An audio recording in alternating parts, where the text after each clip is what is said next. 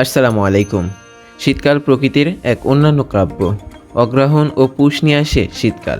আর এই শীতকালে সকালে খেজুরের রসের সাথে বন্ধুদের আড্ডাটা যেন এক অন্যরকম প্রশান্তি। তাই তো আমরা যাচ্ছি এই সকালে খেজুরের রসের সাথে শীতটাকে উপভোগ করতে।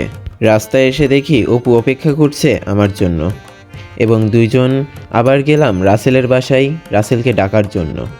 এভাবেই সব বন্ধুরা এক এক করে একত্রিত হয়ে মাঠের উদ্দেশ্যে রওনা করলাম।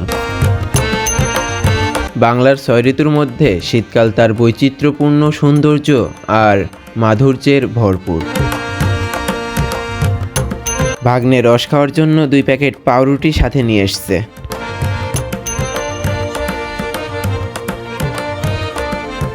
চারিদিকে হিমেল বাতাস, কুয়াশাচ্ছন্ন ভোর, শিশির ভেজা ঘাস আর পাখির ডাকে শীতকাল হয়ে ওঠে প্রকৃতিপ্রেমীদের প্রিয় ঋতু।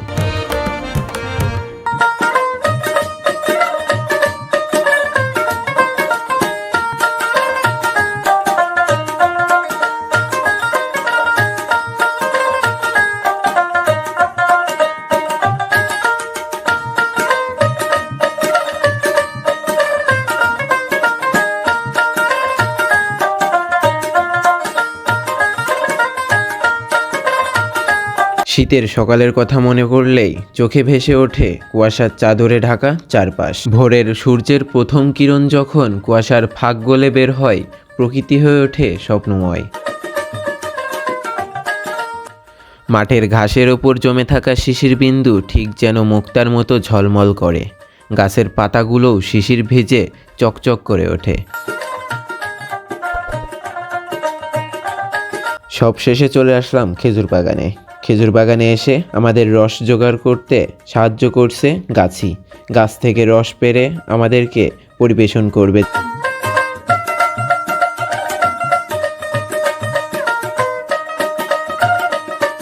এদিকে সূর্য যেন গা ঝাড়া দিয়ে উঠে প্রকৃতির ওপরে তার তাপ ছড়িয়ে দিচ্ছে। সূর্যের সোনালি রোদ যখন মাটিতে পড়ে তখন মনে হয় প্রকৃতি যেন সোনা রঙে সজ্জিত হচ্ছে।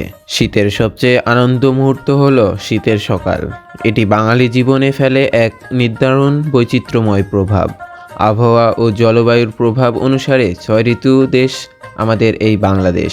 যদিও ৬ ঋতু, তার মধ্যে হেমন্ত, শরৎ ও বসন্ত প্রভাব উল্লেখযোগ্য পড়ে না। বাংলাদেশের প্রকৃতির দৃশ্যের সঙ্গে জড়িয়ে আছে শীতকালের গ্রাম বাংলার ছবি। গাছি চাচা আমাদেরকে ডেকে বলেন, আমার এই গাছে পর্যাপ্ত পরিমাণ রস হয়নি, আমার আরও গাছ আছে ওই সাইডে, তোমরা ভালো রস খেতে চাইলে আমার সাথে ওই সাইডে চলো। আমরা ভালো রস খাবার আশায় ওনার সাথে হাঁটতে থাকলাম এবং যেতে থাকলাম তার আরেকটা গাছের নিচে। সেখান থেকে রস সংগ্রহ করেই আমাদেরকে একবার রস দেওয়া হবে। কিন্তু এখানে এসেও ভালো রসের দেখা মিলল না। তিনি বললেন, তোমরা সবাই আমার ভাঁড়গুলো নিয়ে আমার আরেকটা বাগানে চলো, ওইখানে মিষ্টি রসের দেখা মিলবে।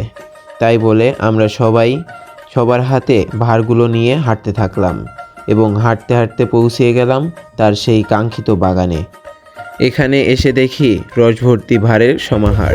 তিনি সকাল থেকে একত্রিত করেছেন এই সবগুলো রসের ভাঁড় এবং এখান থেকেই আমাদেরকে বেছে নিতে বলেন একটি ভাঁড়। আমরা একটি ভাঁড় পছন্দ করি আর সেই ভাঁড় থেকেই রস খাওয়ার জন্য প্রস্তুতি গ্রহণ করি। এরপরই অভাবের দেখা দেয় রস থেকে খাওয়ার ছাঁকনির। কিন্তু বন্ধু আসিফ তার চাদরটা এগিয়ে দিয়ে বলে, আমার এটা দিয়ে ছাকুন, এবং সে নিজেই আগে রস পান করে। এরপরে এক একজন করে খাওয়া শুরু করলাম খেজুরের রস। গাছের নামানো খেজুরের রস আর গুড়ের মিষ্টি গন্ধে মন কাড়ে। শিশির ভেজা প্রকৃতি, বিস্মৃত মাঠে হলুদ সরিষা ফুল, দুই ধারে জমে থাকা শিশির ঝলমল, কুয়াশাচ্ছন্ন ঘাসের পাতা সূর্যের আলোকে হীরকের মতো ঝিকিমিকি জল জ্বালানি।